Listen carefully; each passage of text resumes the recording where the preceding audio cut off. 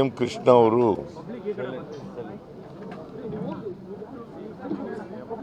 ನಮ್ಮನ್ನೆಲ್ಲ ಅಗಲಿದ್ದಾರೆ. ಅವರು ಒಬ್ಬ ದೂರದೃಷ್ಟಿ ಇದ್ದಂಥ ಮುತ್ಸದ್ದಿ ರಾಜಕಾರಣಿ.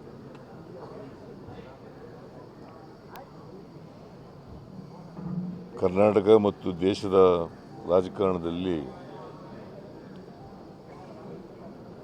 ಬಹಳ ದೀರ್ಘಕಾಲ ತಮ್ಮನ್ನು ತೊಡಗಿಸ್ಕೊಂಡಿದ್ದವರು.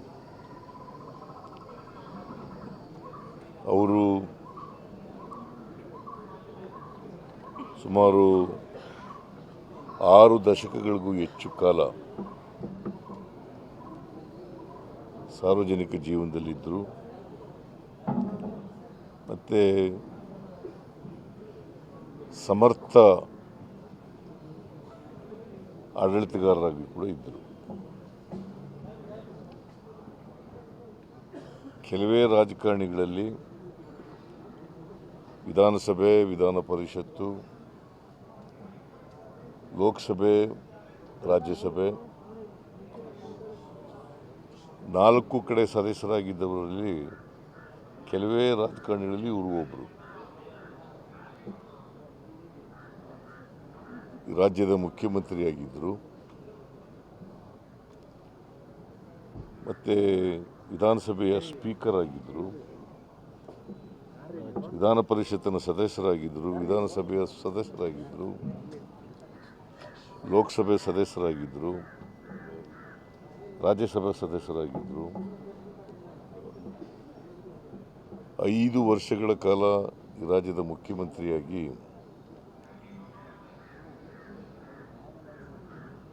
ಬೆಂಗಳೂರನ್ನು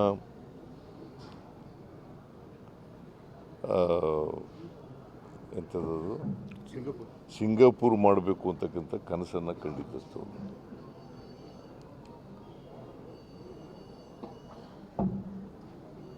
ಅವರು ಕನಸಾಗಲಿಲ್ಲ ಅಂತಕ್ಕಂಥದ್ದು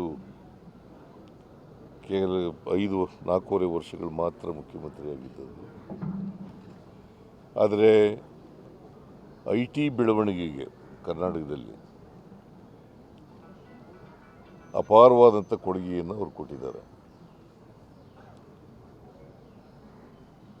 ಬೆಂಗಳೂರು ನಗರ ಇವತ್ತು ಅಂತಾರಾಷ್ಟ್ರೀಯ ಮಟ್ಟದಲ್ಲಿ ಹೆಸರನ್ನು ಮಾಡಿದರೆ ಅದು ಅಂತಾರಾಷ್ಟ್ರೀಯ ನಕ್ಷೆನಲ್ಲಿ ಸ್ಥಾನವನ್ನು ಪಡ್ಕೊಂಡಿದ್ದರೆ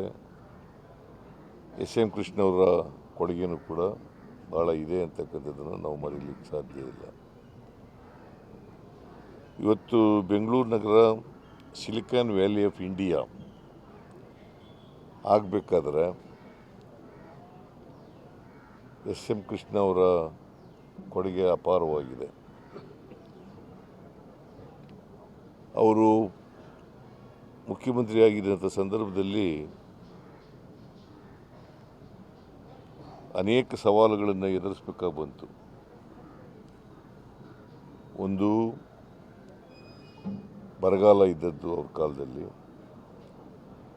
ಎರಡನೇದು ಡಾಕ್ಟರ್ ರಾಜ್ಕುಮಾರ್ ಅವರನ್ನು ವೀರಪ್ಪನ್ ಕಾಡುಗಳ್ಳ ಅವ್ರನ್ನ ಅಪಹರಿಸಿಬಿಟ್ಟಿದ್ರು. ಆಮೇಲೆ ಕಾವೇರಿ ವಿವಾದ, ಇವೆಲ್ಲದರಲ್ಲೂ ಕೂಡ ಭಾಳ ಜಾಣ್ಮೆಯಿಂದ ವ್ಯವಹರಿಸಿದ್ರು. ಮತ್ತು ರಾಜ್ಯಪಾಲರಾಗೂ ಕೂಡ ಕೆಲಸ ಮಾಡಿದರು, ಮಹಾರಾಷ್ಟ್ರದ ರಾಜ್ಯಪಾಲರಾಗಿ ಕೆಲಸ ಮಾಡಿದರು. ನಾನು ಅವರು ರಾಜ್ಯಪಾಲರಾಗಿದ್ದ ಸಂದರ್ಭದಲ್ಲಿ ಕಾಂಗ್ರೆಸ್ಸನ್ನು ಸೇರೋದಕ್ಕಿಂತ ಮುಂಚಿತವಾಗಿ ನಾನು ಮುಂಬೈಗೆ ಹೋಗಿದ್ದೆ. ನಾನು, ಮಾದೇವಪ್ಪ, ಇಬ್ರಾಹಿಮು ನಾವೆಲ್ಲರೂ ಕೂಡ ಮುಂಬೈಗೆ ಹೋಗಿದ್ದು. ನಾವು ಅವ್ರಿಗೆ ತಿಳಿಸೋಕ್ಕೋಸ್ಕರ ಹೋಗಿದ್ದೆ, ನಾನು ಕಾಂಗ್ರೆಸ್ ಸೇರ್ಕೊತೀನಿ ಅಂತೇಳಿ ತಿಳಿಸ್ಲಿಕ್ಕೆ. ಅವರು ಆ ಸಂದರ್ಭದಲ್ಲಿ ಒಂದು ಮಾತನ್ನು ಹೇಳಿದರು, ನೀವು ಕಾಂಗ್ರೆಸ್ ಸೇರ್ತಾ ಇರ್ತಕ್ಕಂಥದ್ದು it is N historical necessity ಅಂತ ಹೇಳಿದ್ರು. ಅಲ್ಲೇ ರಾಜಭವನದಲ್ಲಿ ಊಟ ಮಾಡಿ ಭಾಳ ಹೊತ್ತು ಇದ್ದು ಅವ್ರ ಜೊತೆಯಲ್ಲಿ ಬಂದಿದ್ದು. ಒಂದು ರೀತಿ ಸೌಮ್ಯ ಸ್ವಭಾವದ ಸಜ್ಜನ ರಾಜಕಾರಣಿ.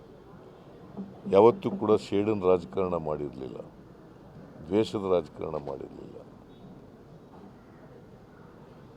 ಸೊ ಭಾಳ ದೀರ್ಘಕಾಲ ಕರ್ನಾಟಕದ ಜನರ, ದೇಶದ ಜನರ ಸೇವೆಯನ್ನು ಮಾಡಿದ್ದಾರೆ. ಅದರಿಂದ ಕರ್ನಾಟಕದ ರಾಜಕಾರಣ ಒಬ್ಬ ಒಳ್ಳೆ ವಾಗ್ಮಿಯನ್ನು, ಸಂಸತ್ಪಟುವನ್ನು ಕಳ್ಕೊಂಡದ್ದಾಗಿದೆ. ಅದರಿಂದ ರಾಜಕೀಯ ಕ್ಷೇತ್ರಕ್ಕೆ ಭಾಳ ನಷ್ಟ ಆಗಿದೆ ಅಂತಕ್ಕಂಥ ಮಾತುಗಳನ್ನು ಹೇಳಿ ಅವರ ಆತ್ಮಕ್ಕೆ ಚಿರಶಾಂತಿ ದೊರಕಲಿ ಅಂಥೇಳಿ ಆಶಿಸ್ತೇನೆ. ಮತ್ತು ಅವರ ಕುಟುಂಬ ವರ್ಗದವರಿಗೆ, ಅವರ ಅಭಿಮಾನಿಗಳಿಗೆ ಅವರ ಸಾವಿನ ದುಃಖವನ್ನು ಭರಿಸ್ತಕ್ಕಂಥ ಶಕ್ತಿ ಕೊಡಲಿ ಅಂತೇಳಿ ದೇವರಲ್ಲಿ ಪ್ರಾರ್ಥನೆಯನ್ನು ಮಾಡ್ತೀನಿ. ಕರ್ನಾಟಕ ರತ್ನ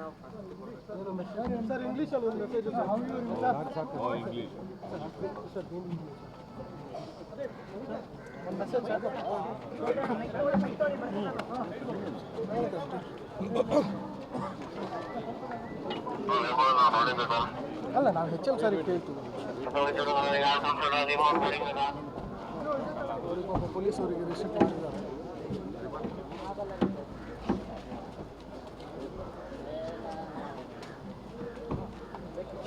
ಗಣಿ ಒಂಚೂರು ತೆಗೀರಿ.